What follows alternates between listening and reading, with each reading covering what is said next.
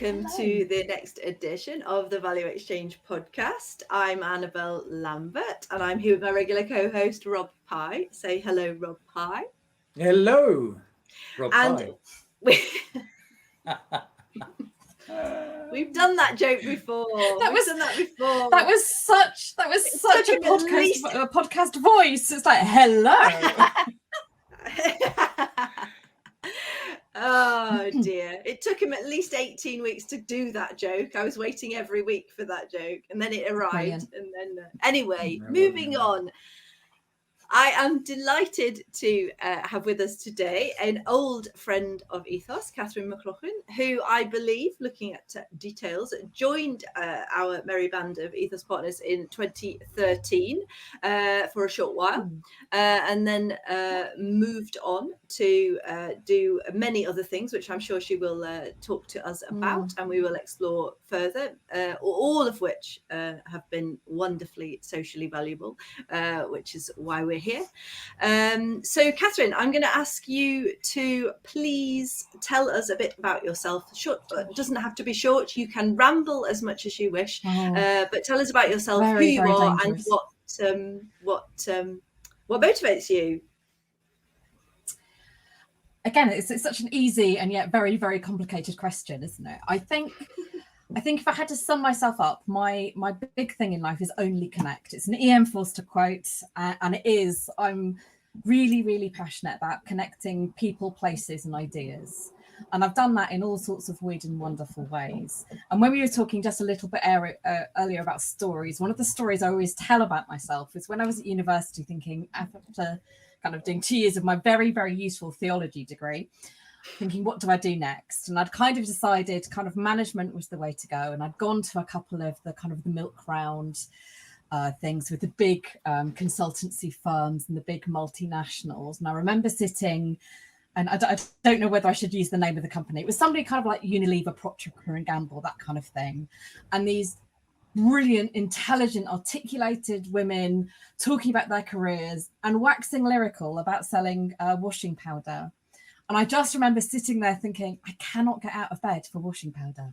You know, I don't give what I wash my laundry in more than a moment's thought. I have no brand loyalty. I will pick up whatever doesn't bring me out in a rash or hives. And so then it was like, where do I find something where I actually care about, you know, what I'm managing and what I'm creating and what I'm doing?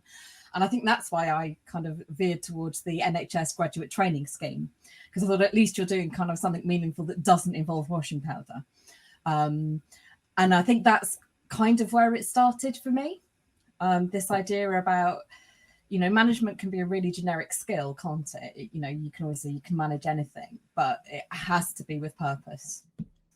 And that's where I started. Interesting. I want to come back to the washing powder later, so put a marker down for that, because it's a really, really interesting. It's got some tips for you.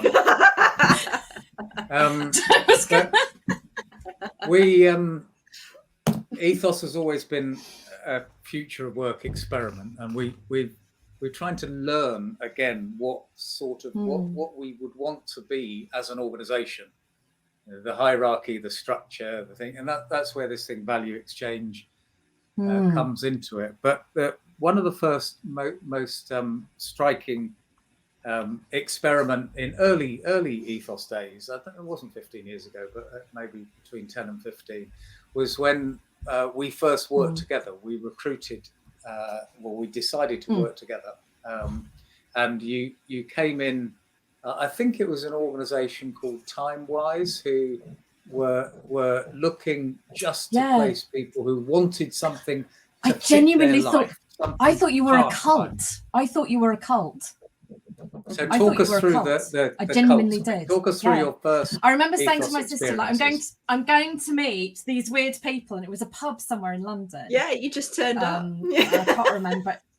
And I remember because my sister lived in London. I remember texting her, it's like, I think I might be at risk of joining a cult, so I'm going to tell you where I'm going, just in case. It was the old Bank of just England, because if you want to know where it was. It was indeed. It was a really hot summer's night, and I remember that. But And I think that kind of also sums up the ethos thing, that it was really, really hard to conceptualize. And I think even at that stage, you guys were really struggling to explain to other people what it was without it sounding weird and cultish, I think. No disrespect to any of you, obviously. But because it was experimental, because you were trying to, I suppose, rewrite some rules and disaggregate some of those inbuilt power structures, it was, I was kind of intrigued but skeptical, and it was either a cult or some kind of really weird kind of Ponzi scheme was my other thought, essentially, because again, those are the models we know, aren't they?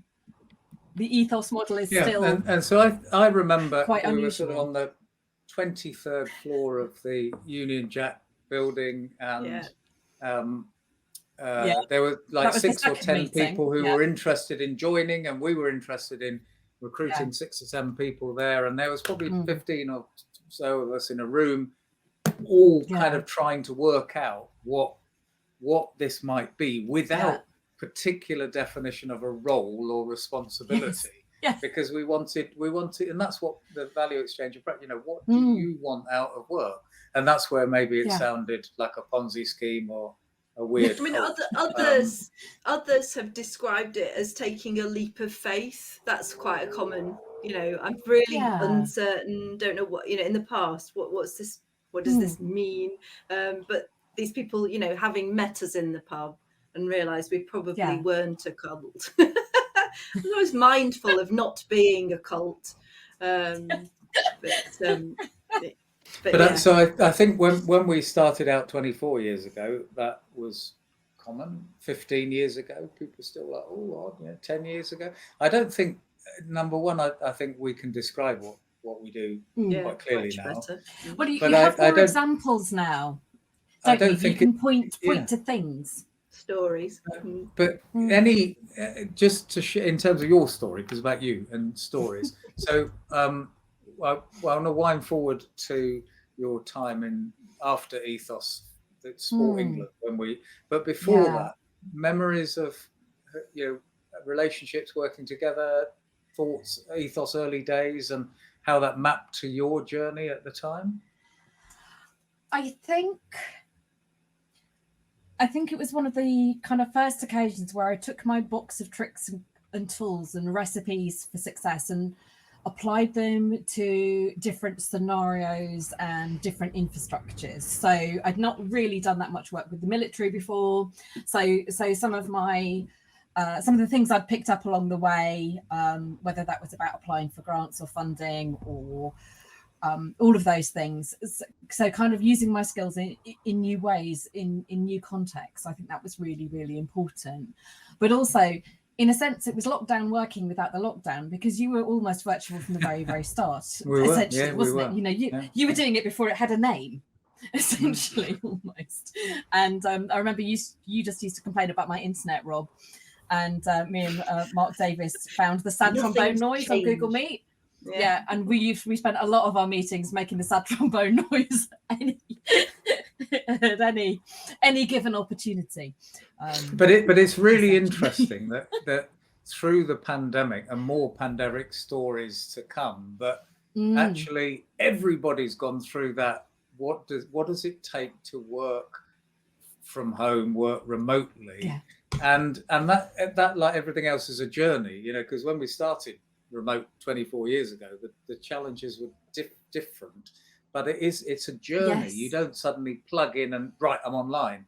How do you adapt to the dog in the background, the kids, washing, and particularly the kids during lockdown? It's like not only had millions of people not worked from home before, so one didn't have anywhere to work. 2, they had 3 kids doing schooling as well. I mean, it was quite some transition for a lot of people. Did any of those things things from the virtual go forward in terms of the Sport England and the subsequent charity work that you were doing? Any of that experience that is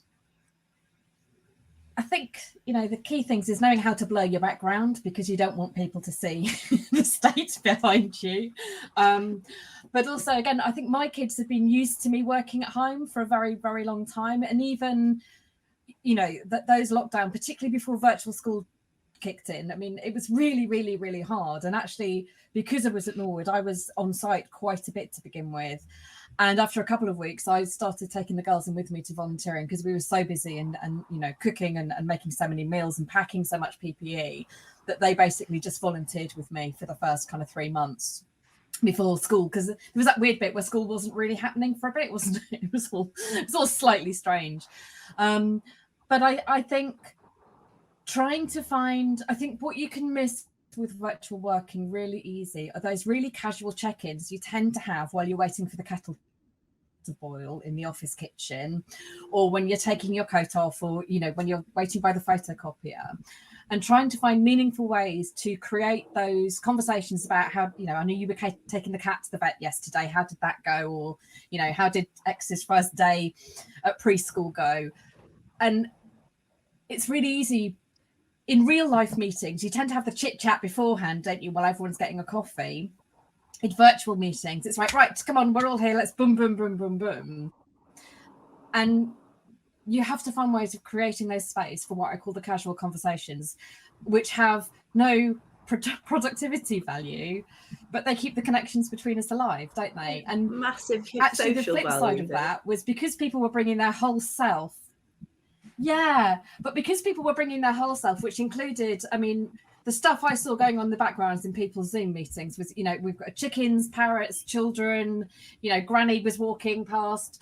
And so actually there was a way that you did see people as a whole individual, because you were seeing them kind of nursing a crotchety toddler or hysterical teenager, or the postman had just been, or whatever it was. And so I know I've contradicted myself slightly, but when we talked about that whole self idea, for some people, the uncomfortableness they felt about me as their manager, seeing where they lived. And I can really, really understand that, because it's got nothing to do with me, what pictures they've got on their walls, or, what colour their carpet or their curtains are. But I think it made some people feel really, really vulnerable and exposed, no matter how kind of chilled I was about the interruptions and the kind of generic chaos. But it's a really, really fine balance, because it's about making yourself vulnerable, and you don't always want to do that at work. Yeah, and I guess it's the degree to which trust is there in a workplace, that people can feel vulnerable without feeling exposed to people exploiting that vulnerability. And you have this sort of great dissonance that in the charity sector or in business, that you might be, back to the washing powder, I promised I'd come back there, talking externally to the people that you work with, whether they're the beneficiaries of a charity or the people using the washing powder, about a brand proposition, and what you might do to help people who, for example, are homeless, or people who need washing powder. And the disconnect can be where I might work for a charity helping homeless people, but yet not feel safe, ironically, to bring my whole story to work. Or I work for a washing powder company that's selling a wonderful lifestyle proposition, that you could have this wonderful life if you buy my washing powder. And yet there's absolutely no link between meaningful life in your mind. I'm not saying that some people, that actually the brand proposition for buying the washing machine powder has some form of glamorous meaning or lifestyle to it. And I think that one of the interesting points of value exchange is to share the stories of who we really are and how we get meaning. We just had a fascinating conversation with one of the young leaders. We recruited 65 unemployed people in the pandemic, and got them, just like you, to build their jobs. You know, what do you want to do? The starting point of that was always and always will be, you know, how do you signify meaning? So back to the washing powder story. So okay, you didn't get meaning through washing powder. I don't understand why. How do you get meaning? So disappointed that you didn't get. But how have you found the most meaning through how you spend your time? And that can be in work, that could be out of work. You know, that's the question that we love to sort of explore. Where do people find their passion and purpose? Individuals, you know, because you mentioned that before, the sort of, you know, moving on to your the charity job. I want to come back to the sporting now, but how do you find your passion and purpose? I think there's something about being in a role that helps me not only see the visible and invisible barriers that stop people living fulfilling lives. So however people want to determine what a fulfilled life is, there are often multiple visible and invisible barriers. And I'll touch on Sport England. You know, for a while there was thinking that the reason people weren't active was because they didn't live near a sports field or a leisure centre. So we built lots of leisure centres and sports fields, and it was like, ta-da, here they are. And still the people they really wanted to be using those facilities weren't using them, because they had this build it and they will come methodology. But I think what people hadn't understood is that for most people, if you've never been inside a leisure centre, you often have those big plate glass windows, and all you can see is probably quite a high reception desk and quite often turnstiles. And what families were saying to me as part of my role is like, what happens in there? Do I need a tube to, you know, what is it about that place? And it is, you know, we can walk by a leisure centre and kind of walk in quite happily, but there's often no really clear ticketing explanation. If you want to know when swimming takes place, you probably have to download a PDF, for the love of shiny things, on your phone from a swimming pool website, and then work out whether it's term time or not term time. So this is what I think about barriers, and it's like, how do we individually and collectively reduce those like really obvious barriers, but also those really subtle ones? So the other story I tell with sport in mind is my youngest daughter wanted to start playing cricket. She'd done a bit of cricket at primary school, fancied doing a bit more. So I went on Facebook, found a local village cricket club, a message to say, can we just rock up one Friday evening for practice? And we walked up. She was wearing cut-off jeans and a T-shirt. Everybody else was in their private school, white cricket whites. The mums had all bought like proper picnics, and I'm like, you know, scrabbling around in my handbag, hoping there was a cereal bar rotting in the bottom somewhere. And it was just like, this is, and to be fair, the coach was great and included my child from the very, very beginning. But it was just like one of those moments is, if you're in a context, you don't see the barriers you're putting up. Nobody has and every parent can relate to that story, you know, of their, oh my world, my child is the odd one out. Yes, absolutely. And as I say, the coach did everything in his power to include her and make her feel welcome. But it was just like they didn't realise the show they were putting on, almost. You know, they didn't. And this is where I come back to those visible and invisible barriers. So I want to be working somewhere where not only can I begin to see those invisible barriers, because, you know, I'm really privileged. I've got lots of experience. I will stop seeing some of those things. So how do I make sure I'm in a context where I see new things and understand new things by understanding the people who are struggling to access services, struggling to access employment, struggling to access housing? And then how do I work for an organisation that's doing really meaningful things to address that? And as always, that was very long-winded. We kind of got it's beautiful. It's beautiful. It's some stories, and I can relate to that.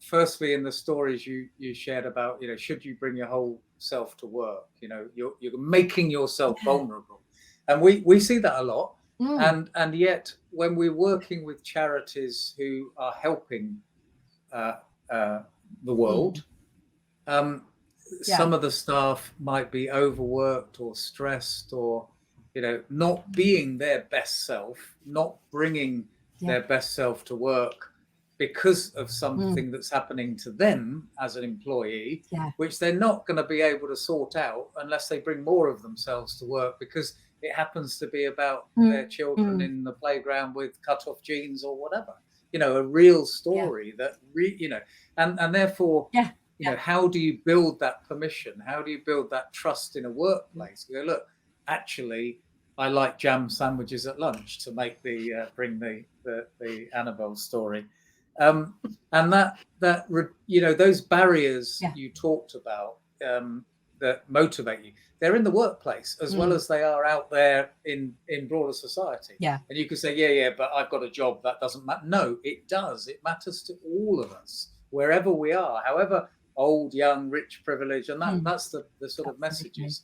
So back to Sport England, because you helped us, you introduced us to a grant in Sport England that we then applied for a grant for one of our ventures, which was Team Police, which is well-being for 300,000 police officers, employees, families, staff of the police force. That's then gone on to be a wonderful independent charity, you know, fantastic venture. So, you know, we're forever ever grateful for that.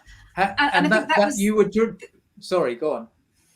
Yes. No, and I think one of the things was the kind of the lead I was taking was all about families, about whole families being active together, because we know that particularly women will always prioritise their children's activity and well-being above their own. And again, I know this applies to fathers as well, but if I added up the number of hours I have sat in the grounds of, you know, a hockey pitch, a swimming pool, you know, a dance hall, wherever, waiting for my children, my darling children, to finish their hour of whatever it is. And I'll be honest, I sat there on my arse doing nothing. And for me, kind of reimagining that is such a missed opportunity. If I was a leisure centre, I'm a captive audience. I've got to be there for an hour, you know, with nothing better to do. If somebody had said, look, here's a free pass for tonight, or putting on a special class for the parents of the swim team, or whatever it was, or have you heard about our adult gymnastics? So, you know, I love these kind of, my other passion in life is 2 for 1, you know, so you get 2 outcomes for the price of 1. And I don't know whether I've talked to you about an amazing organisation I came across recently called Tutors United. And it was set up by amazing guy, Joel, who I should introduce you to, because he should come on your podcast, because he is amazing. And he tutored his cousin, and he just graduated from university, you know, great grades, really impressive qualification, but he had no work experience. And in his head, he began to combine these 2 ideas, that lots of low-income children need access to one-to-one tutoring to help them to kind of nail English and maths that they might not get in a classroom. But also lots of students, particularly from low-income background, also need some really solid work experience to get that first job after university. So they now train up university students to provide tutoring, particularly to children who are living in housing association homes. They've partnered with particular primary schools. And they get amazing results for the children and young people they're working with. And they've got amazing graduate employment record for their tutors. And so, intergenerational projects, and that kind of 2 for 1, we're solving 2 problems with 1 intervention, which is another absolute passion of mine. And it makes me really excited when we find things that we can do. And how's it funded? Do you know how it's funded? Who so there's they've got a diverse range of funding, because no charity can ever rely on anyone these days. So individual housing associations pay, parents make a contribution as well. They've had some grant funding from a range of organisations for their back office costs, but they're really worth looking up. Tutors United. Joel, the founder, has just moved on, but there's also another organisation called Power 2, which again trains teenagers who are in what we would call the kind of at-risk group. They're not actually being excluded at the moment, but schools are increasingly worried about their behaviour patterns.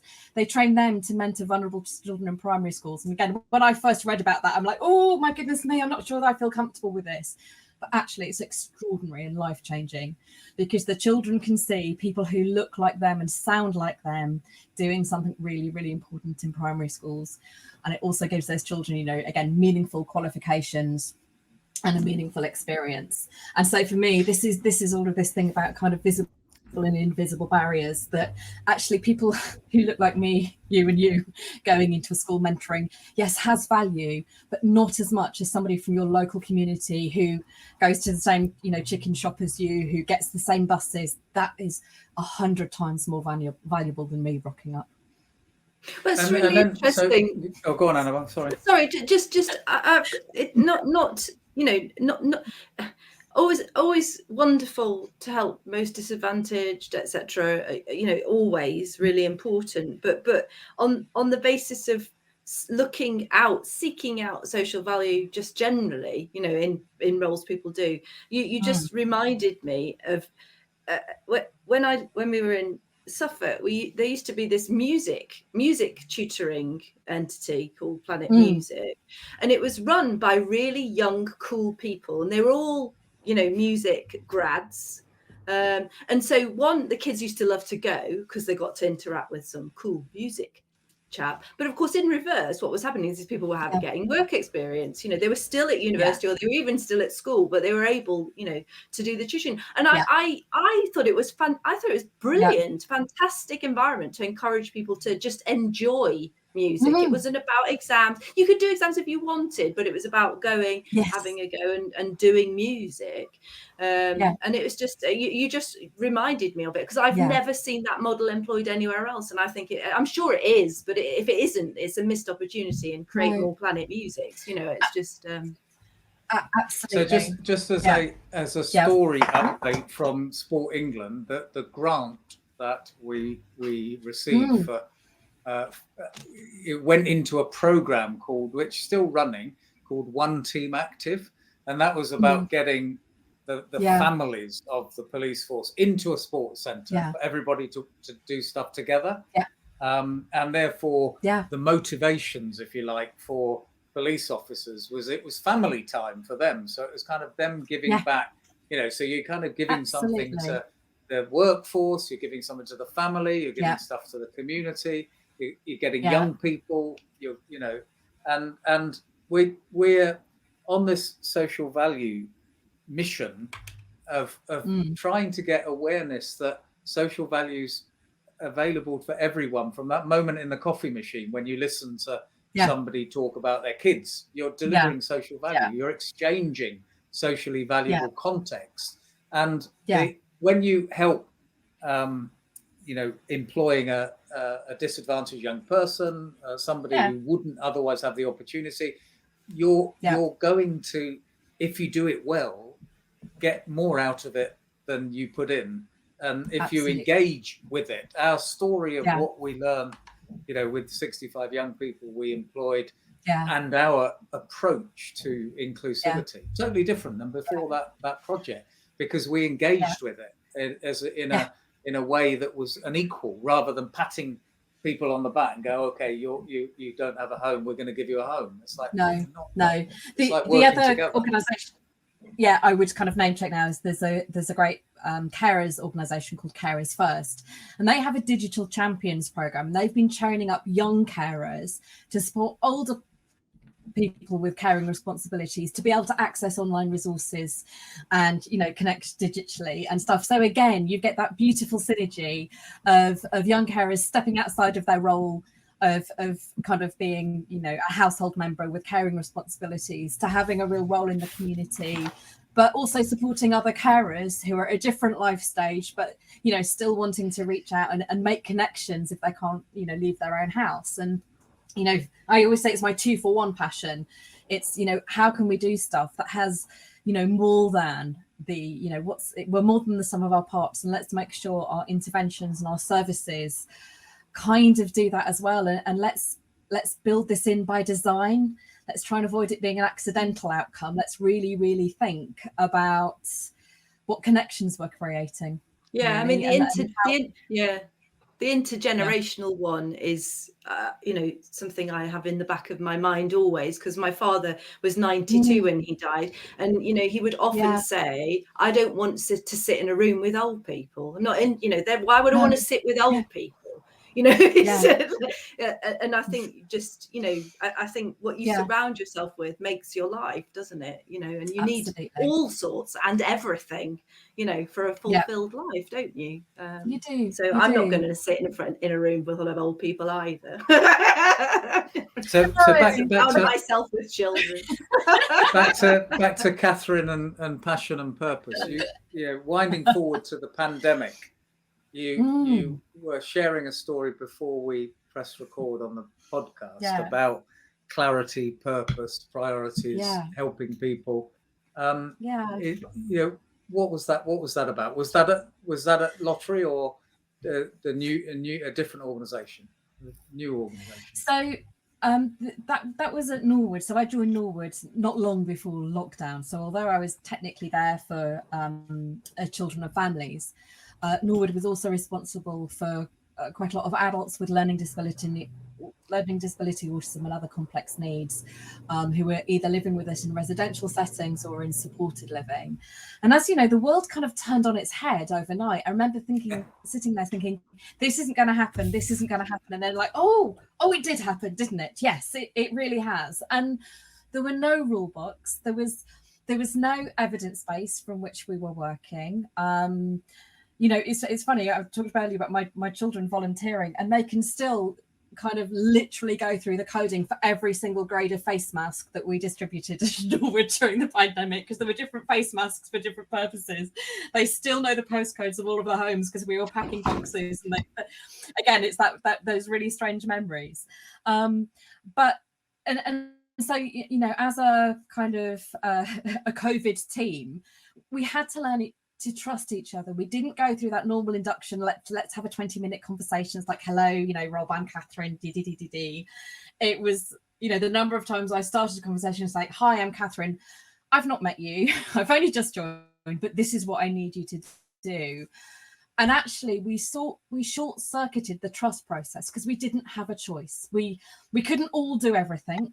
So we had to find out really quickly who was good at doing what, and then take that leap of faith we talked about earlier, Rob, and just think, I trust this person, they are going to do this. I'm going to rein in my normal tendencies of kind of over control and checking because I've got too many other things to do. But it was a really, really valuable lesson because actually it was really, really important.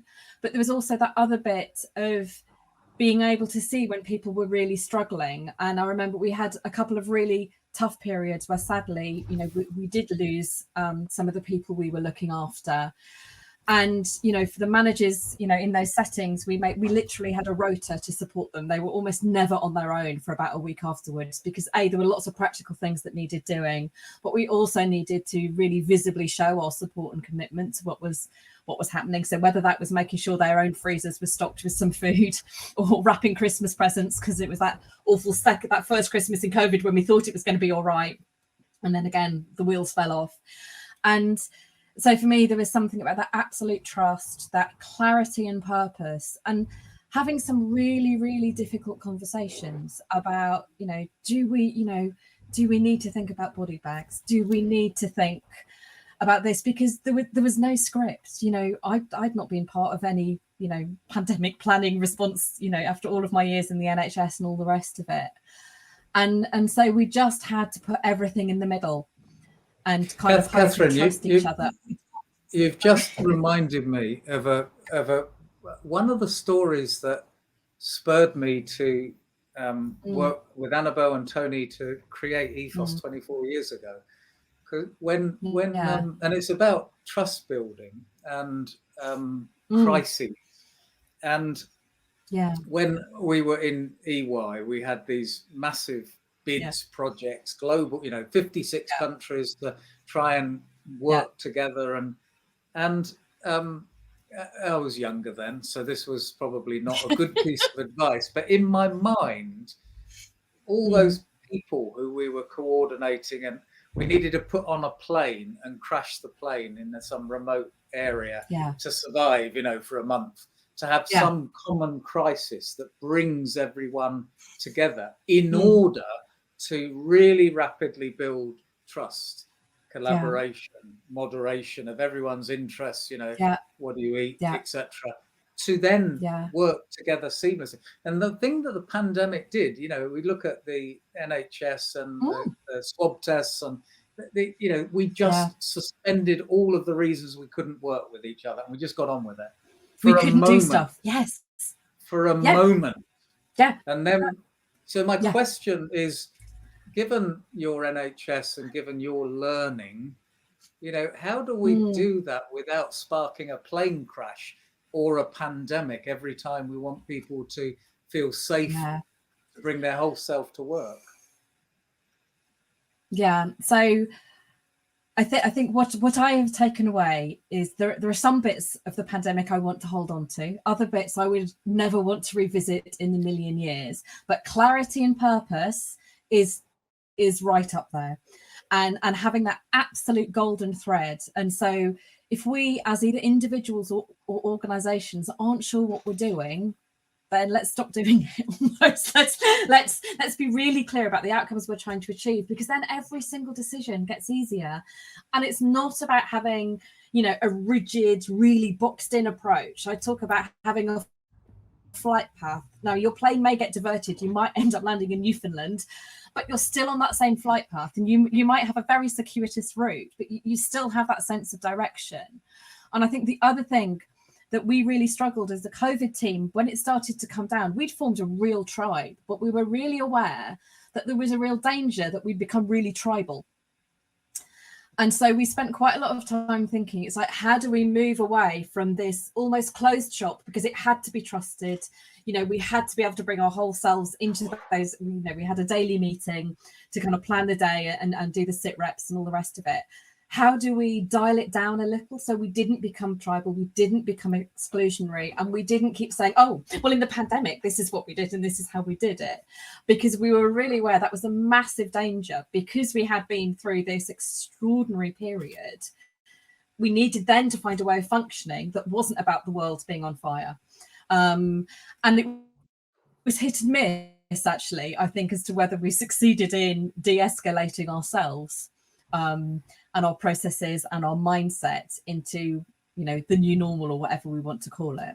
We have observed over the years conversations about how we trust, how we collaborate, how we moderate our interests, which is, your way of saying tribal, and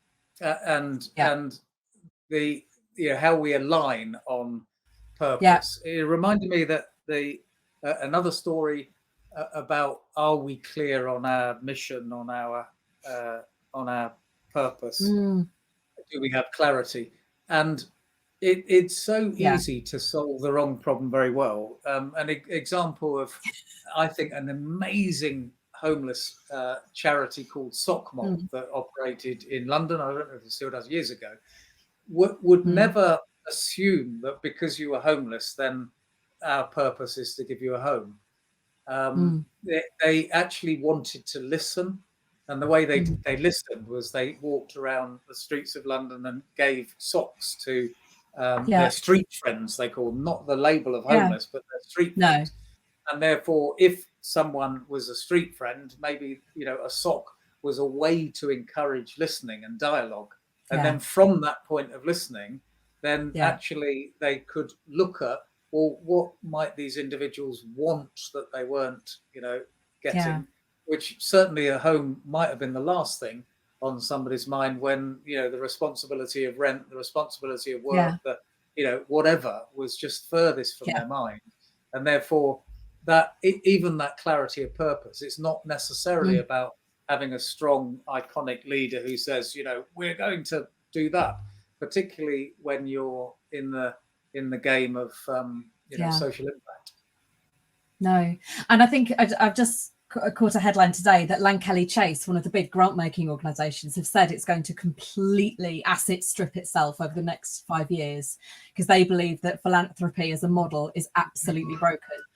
And I thought, my goodness, what a brave thing to do. They've actually really thought about their clarity and their purpose and their mission, and have decided they are not needed in that sense anymore, that there are other people who are better at spending and giving out money than they are. And you know, I think that's a wonderful story. I've said many times that, yeah, you know, with big grant making organisations, you know, you know, would the solution be to actually spend it all in 1 year rather than just because you've got £100 million, your first duty is to ensure next year you've got 120 million. I mean, where does that come from? If you're, you know, if you could save the world by giving it all away today, and it's just that thinking is not in our psyche, is it? That's a remarkable. We'll have to look at that, because that is a remarkable indeed. example. And it's really, and they've kind of rooting it in colonial practice and colonial economics, and so they've taken a really considered view of it. But, and again, I just think, you know, what an admirable, brave thing to do that flies in the face. And again, I think one of the things in Ethos you've really struggled with was you made all of these things, and then you thought, what are we going to do now? We've got all of these things kind of cluttering up our nest. How do we very charmingly and lovingly throw people overboard so we can make more space to do more things? Because you never wanted to become Procter & Gamble or Unilever or whatever, you know, you never. And actually that's really hard, isn't it, when you start to question your own existence and your own product lines, for want of a nicer way of describing the projects you want to do. How brave are we going to be as leaders? Well, Annabelle will attest to me wanting to frequently blow Ethos up, you know, in terms of the furniture. And, you know, through the spin outs that we've been enacting, and, you know, it's taken a year or so to just, you know, you have a house and you've got 15 years worth of stuff in the attic, in the cupboards, and it's like everywhere, you know, we haven't finished the clean out yet.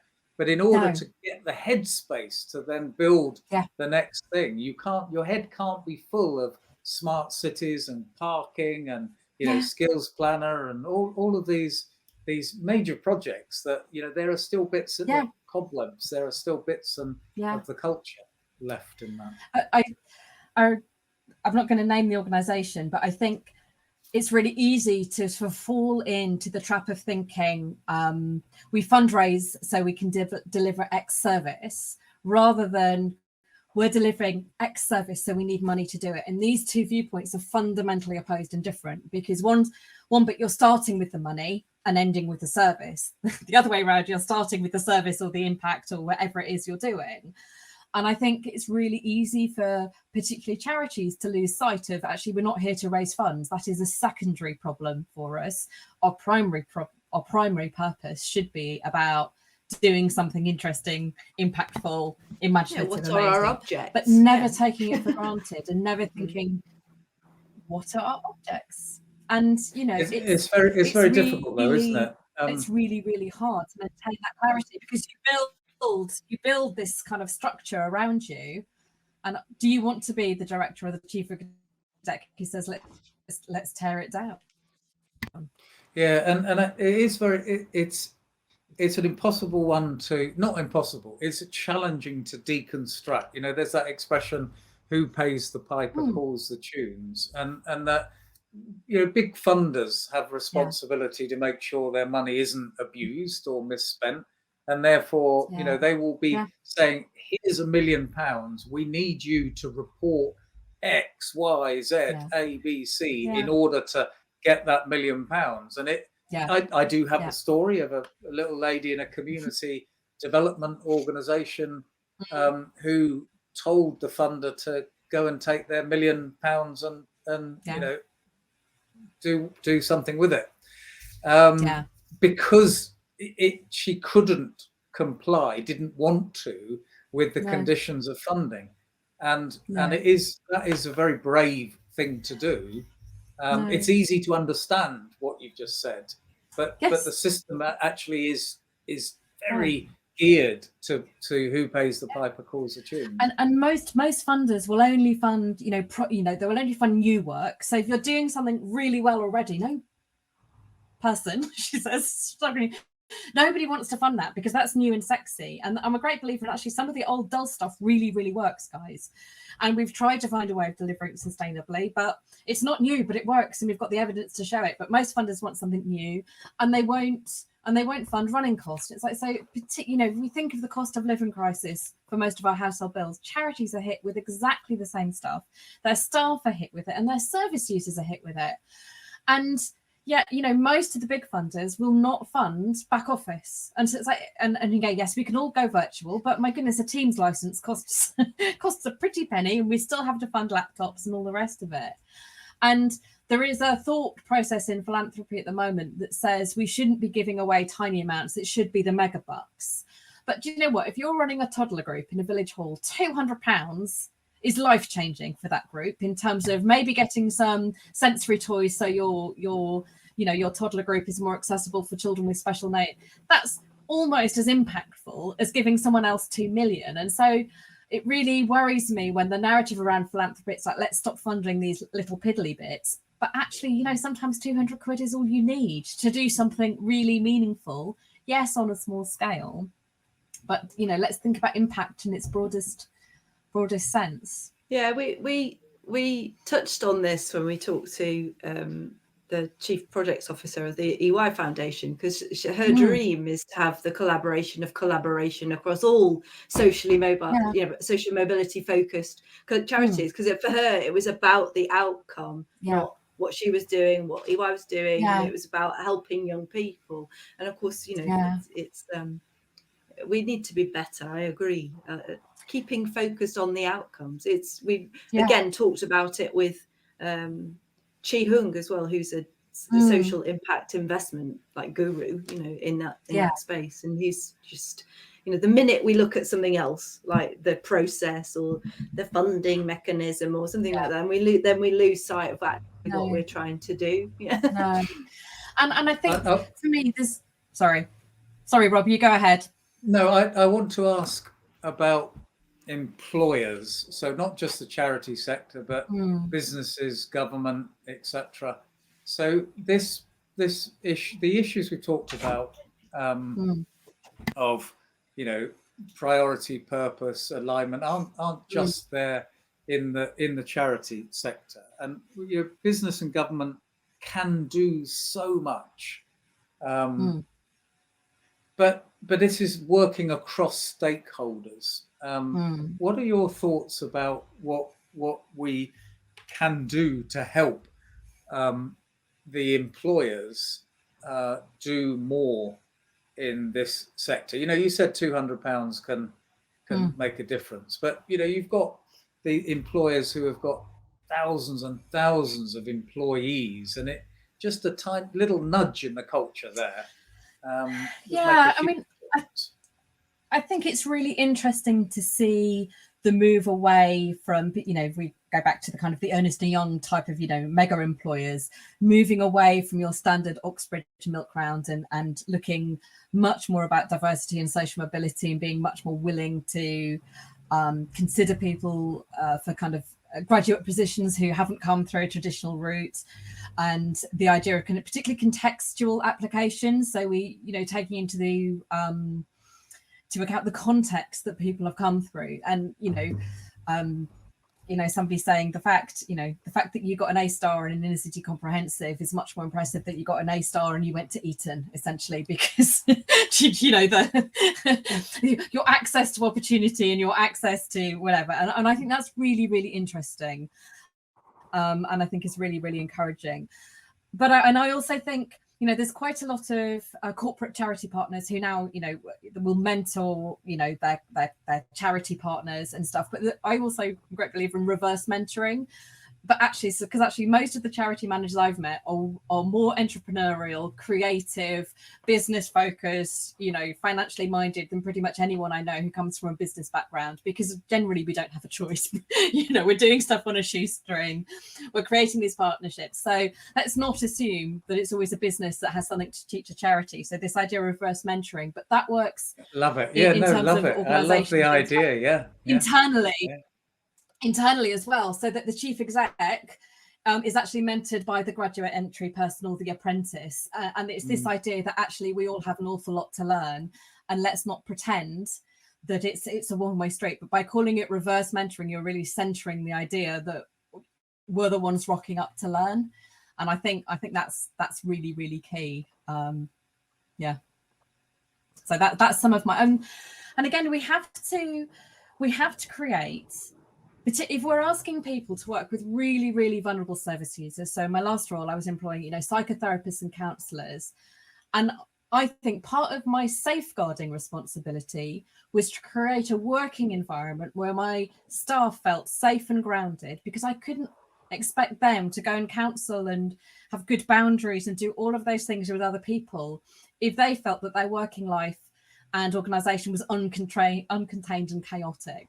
And so for me, with my safeguarding hat on, actually we have a duty not only to our service users but for employees to create safe employment practices, to create workplaces that are appropriate, boundaried, full of a little bit of fun and humour as well, because we can't, we do really, really serious work, but if we take ourselves too seriously, we lose all perspective of what we're meant to be doing.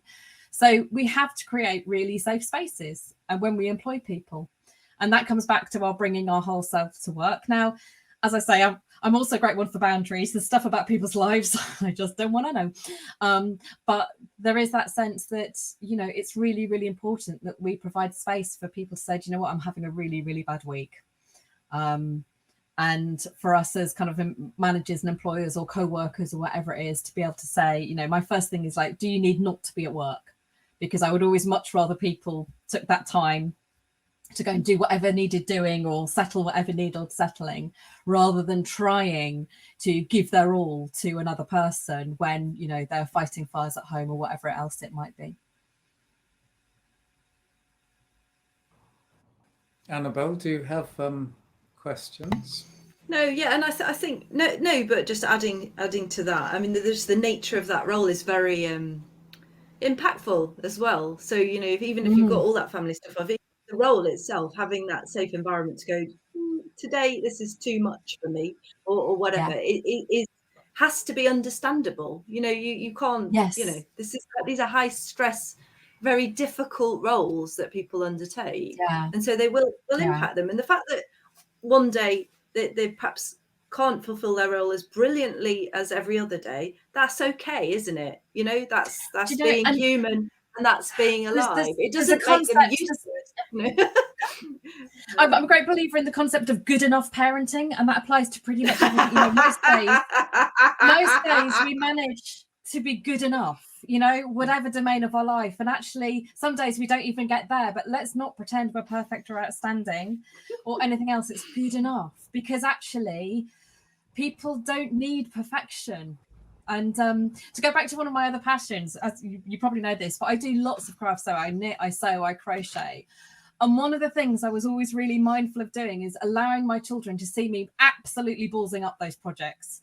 And this idea, you have to leave room for mistakes and resilience and to go back. And I'd often the knitting's in the naughty step. I'm ignoring it. I'm not talking to my knitting tonight. And then being able to go back the next night and solve the problem and do it. But and there is something about showing that journey and showing those processes that I didn't know how to knit. I taught myself, and I use YouTube. And that what I call help-seeking behaviour as well is really, really important for children and young people to learn.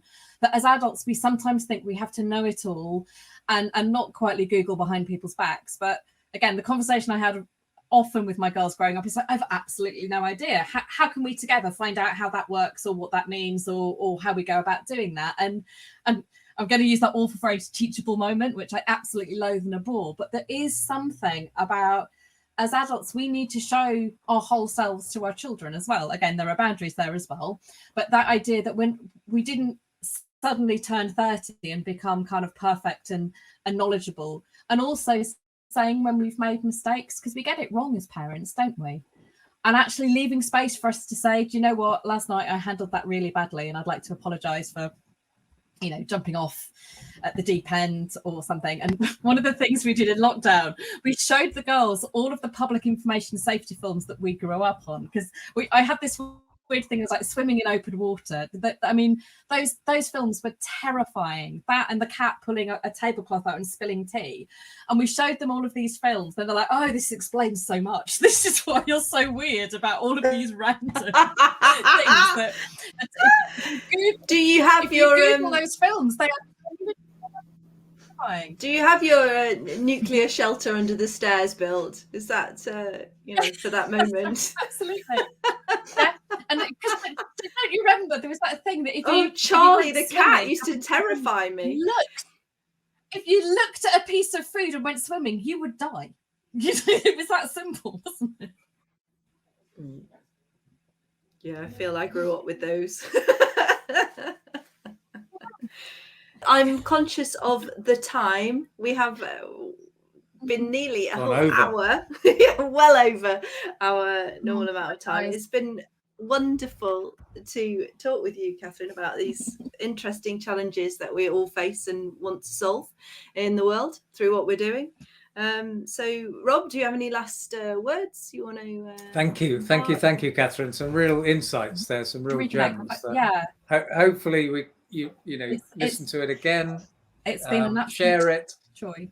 No, it's been a really it's been a joy to kind of reconnect, because we promised this in early January where it was dark and miserable, and when we were wearing scarves and yeah. Anyway, thank you so much. My new luxury. Yeah. Bye. Okay. Bye.